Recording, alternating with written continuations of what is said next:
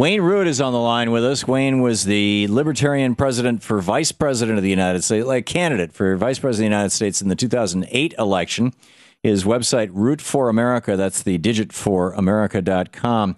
Wayne, welcome back to the program. Hey, Tom, how are you? I am great. usuncut.org is building in the United States, much like the UK Uncut movement has started in the United Kingdom.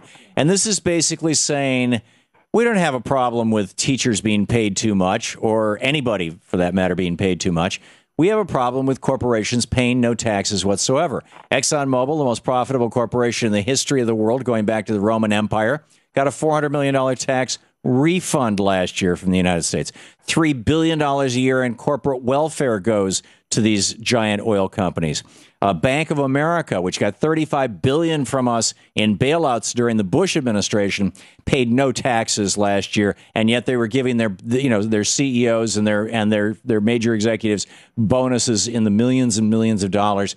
Isn't it time to stop this class warfare of, the CEO, the union guy, and the Tea Party guy sitting at the table with 12 cookies in front of them? The CEO takes 11 cookies and then says to the Tea Party guy, hey, look out, that union guy wants your cookie.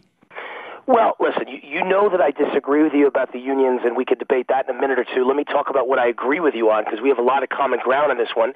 By the way, I heard your commentary. I was on the line listening, and I agreed with most of it. I can't stand the banksters or the fraudsters either, and I think the bailouts were a disgrace to capitalism and a disgrace to America, and I think there's a lot of people in the private sector who should go to jail on Wall Street and in the bank. So we have a lot of common ground. During the Reagan administration, 2,000 of them did.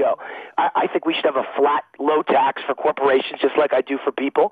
And in return for that, get rid of all the corporate welfare, get rid of all the tax breaks, get rid of all the tax loopholes, stop giving away money to billion-dollar oil companies. I agree with all that. And stop the bailouts.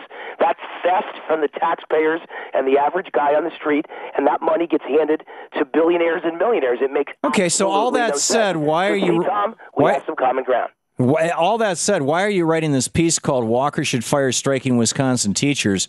You start out talking about the air traffic controllers. When they went on strike, it was an illegal strike. There is no strike going on right now in Wisconsin. The teachers are not striking. In fact, they've given in to everything except the right for collective bargaining.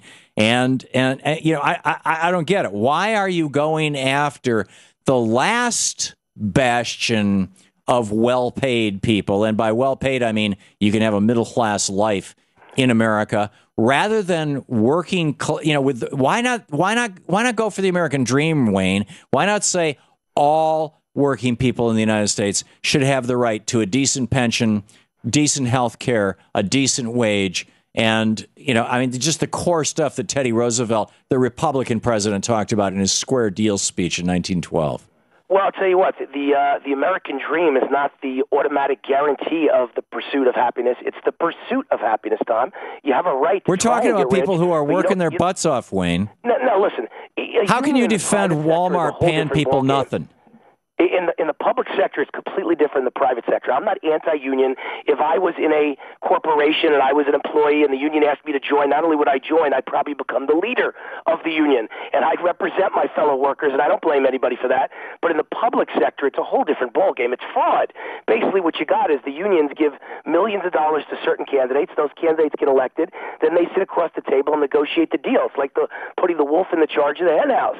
And they agree to anything and everything. I've heard this talking point over and over, Wayne, and this is the talking point that everybody is promoting, but there's absolutely no truth to it. First of all, the unions, the public sector unions across the United States and public sector employees across the United States, from federal to state, and in every state, by the way, actually make less than people with the same experience and the same education as people do in the private sector. Now, it wasn't that way 30 years ago.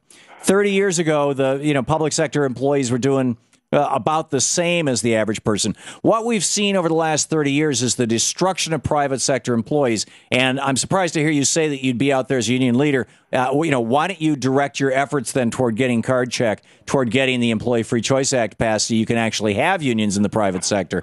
But the bottom line is that private sector employees are not negotiating with their own people. They're negotiating. It's an adversarial relationship, and you know it as well as I do, and they're making less money than their peers in the public sector. And this is a clear case of conservatives trying to split working people against working people. This is how Muammar Gaddafi kept power in Libya, was splitting tribes against tribes. And this is exactly what you guys are trying to do with working people. I find it horrific. Tom, obviously I don't agree with you. I'm just so sick and tired. My life is melting down. So is everyone I know in the private sector. We're going broke, Tom. There just is no It's because the banksters are stealing our money, Wayne.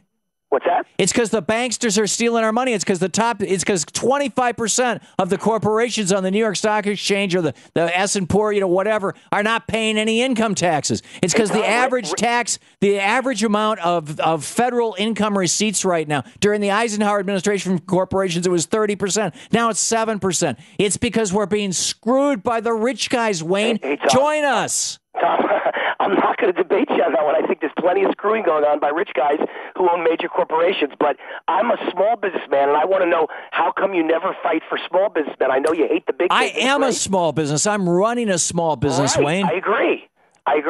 And the biggest problem that small businesses have in America, you know what the biggest problem they have right now? What's that? It's got nothing to do with government regulation.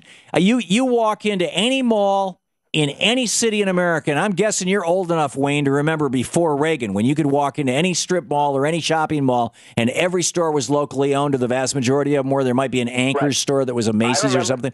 Today, you walk into any mall, any store, and you're not going to find one local business. The biggest problem that the small businesses of America have in America right now is the U.S. Chamber of Commerce and the fact that Ronald Reagan stopped enforcing the Sherman Antitrust Act. And you know it. What worries me more, Tom, is that when I walk into every strip mall or any strip mall in America, or certainly in Las Vegas where I live, they're abandoned. There's nobody left. There are no tenants. The landlords are going to hand in the keys. There's no money in the private sector to pay every government employee $100,000 a year and a pension of $100 a year for the rest of their lives. There's no money because the corporate bosses have been taking their jobs overseas. Well, I agree that a lot of that has gone on, but you have to admit, let's go after the cause of this. The cause of this isn't public sector employees. Tom, in a free society, in a free market capitalist society, people are allowed to take jobs overseas. You can't stop them. Actually, no, not true. We didn't allow that until Reagan came along. For over 200 years, Alexander Hamilton proposed it in 1791. George Washington put it in law in 1793, and it stood until the Reagan presidency. But Tom, you could incentivize people to keep jobs here by keeping taxes lower so they don't need to put them overseas. You incentivize them by taxing things that come in from overseas. It's called tariffs. We did it for 200 years. It worked great. We're in a high-tech revolution. And it's got nothing to do with high-tech, Wayne. India is protecting their economy. China's protecting their economy. They're eating our lunch. Brazil is protecting their economy. They're eating our lunch. They are not engaging in the kind of libertarian, so-called free trade that you guys are promoting. It's destroying us, Wayne. You're killing us. High-tech revolution, and what the high-tech revolution means, the U.S. Census just came out, and what it says is people have left all the high-tech states, and they've moved to Nevada, where I live. They've moved to Florida. They've moved to Texas. And they're unemployed in those states. Well, I'm just telling you, people are going to leave the United States the same way they're leaving those states. But they can't. It's a new world. Corporations can go anywhere they damn well please. Right. They can change. Correct. They can, Bank of America has 115 offshore tax havens. They have set up corporations in 115 different countries to put all their profits so that they don't have to pay a damn penny in U.S. profits. And I don't understand why you're yelling about public sector employees and not Bank of America. Well, Tom, maybe we'll deal with both issues. All I'm telling you is you can't survive as a country, as Greece has found out, by paying every. You're arguing for a race to the bottom, Wayne. It's wrong. Tom, I'm for freedom. And what freedom means is you can't keep people in one place for the rest of their lives. So I'm trying to move forward in the high-tech world.